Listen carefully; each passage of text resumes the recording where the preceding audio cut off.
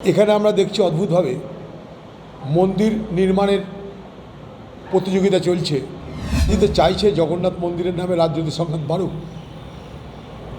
তাদের কোনো নেতা বলছে মসজিদ হবে, কেউ বলছে মন্দির হবে।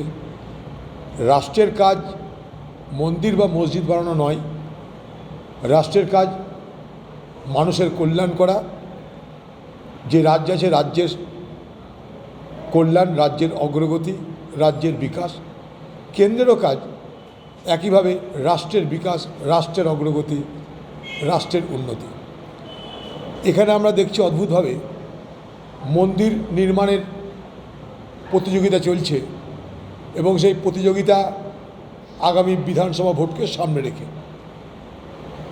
এর আগে দেখলাম লোকসভা নির্বাচনের সময় ঘটা করে রাম মন্দির উদ্বোধন করা হলো।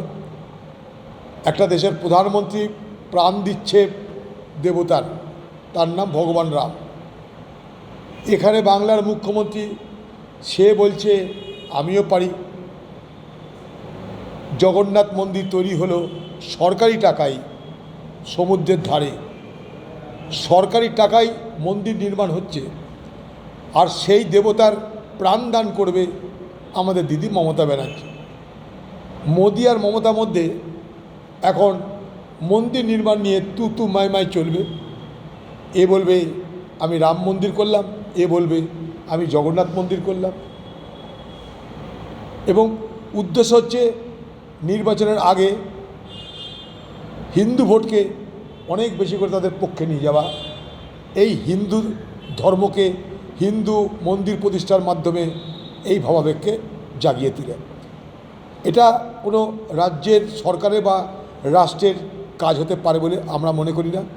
ধর্ম যেমন যেখানে আছে, যার যারা আছে তারা করুক, কিন্তু সরাসরি মুখ্যমন্ত্রী, প্রধানমন্ত্রী তারা যদি মন্দিরে দেবতাদের প্রাণদান করে তাহলে আর বলার কিছু নাই। আপনারা মানুষের প্রাণদান করুন। হাসপাতালে যে দুরবস্থা চলছে, চিকিৎসা না হওয়ার কারণে যে কত মানুষ মারা যাচ্ছে, আরজিকর কাণ্ডের ঘটনা ঘটলো, আপনি তাদের প্রাণদানের ব্যবস্থা না করে আপনি জগন্নাথ মন্দিরের মূর্তিকে প্রাণদান করতে প্রস্তুতি নিচ্ছেন। জানি না এই বাংলার মানুষ আর কত নাটক দেখার জন্য অপেক্ষা করছে। এই নাটক বন্ধ হোক বাংলায়।